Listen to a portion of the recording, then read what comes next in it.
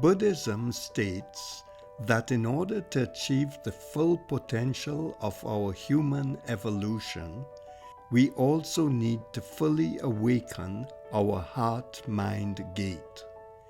The heart-mind gate gives us the capacity to create the pure essence of qualities like forgiveness, compassion, non-judgment, love, gratitude, and surrender. We also need to re-experience our fully awakened sensory gates, which act in tandem with the heart-mind gate. When we focus only on the heart-mind gate and are unaware of our already awakened sensory gates, this can result in disharmony of the self. As the heart-mind gate becomes more refined, the human being can be gifted with the power of siddhis.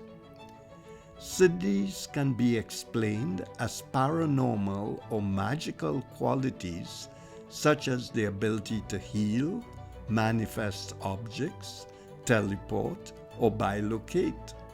There are numerous reported instances of these throughout history. Because someone can show siddhis alone, we may automatically assume that they are enlightened and have a tendency to worship them as such. In fact, siddhis are a product of their spiritual practice.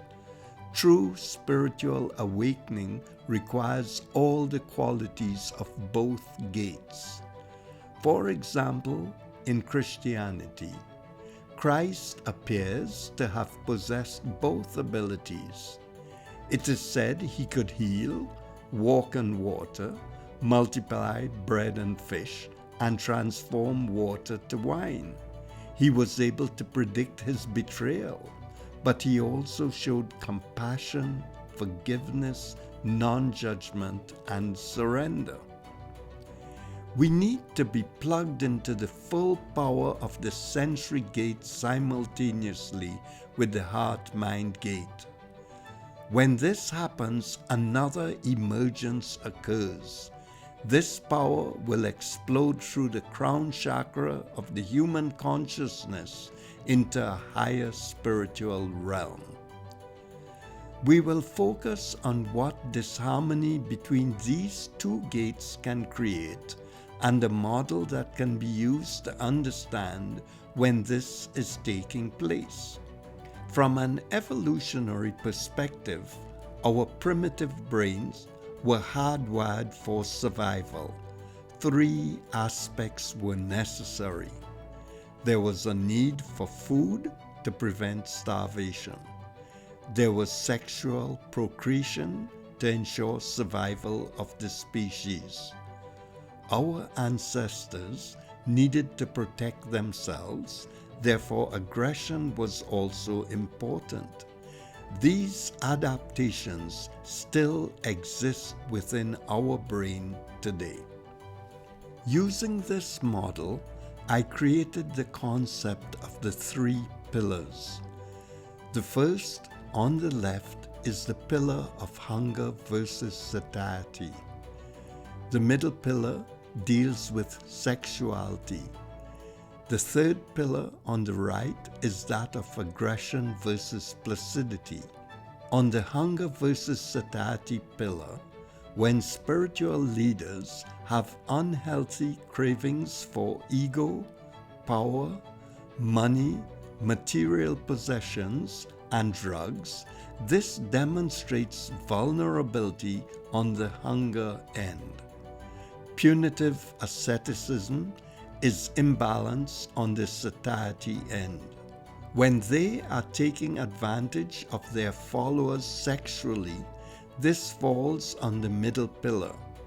When they are aggressive and/or abusive, either verbally, emotionally, or physically, this is a disharmony on the aggression side of the aggression versus placidity pillar. Overcompensating to avoid confrontation falls on the placidity end. We can also use this model for self-evaluation. We can start by looking at ourselves and observing on which pillars we show imbalance. When this imbalance affects us or those around us negatively and causes disharmony within ourselves, others, and our culture, that pillar needs attention. If you become irritable very quickly and cannot manage criticism, then you are struggling on the pillar of aggression versus placidity. If you have difficulty being assertive and are usually very placid when you should be standing up for yourself, then you are struggling on the placidity side of this pillar.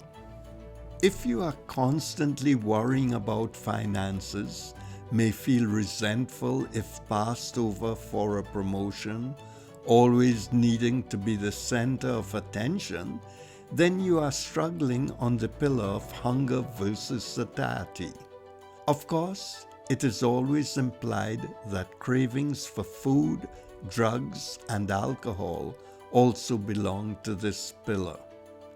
Inappropriate sexual conduct or desires that affect yourself or others negatively fall on the middle pillar. It must be remembered that sexual assault falls under the pillar of aggression versus placidity. Equanimity is when we function in a balanced, harmonious way within the three pillars.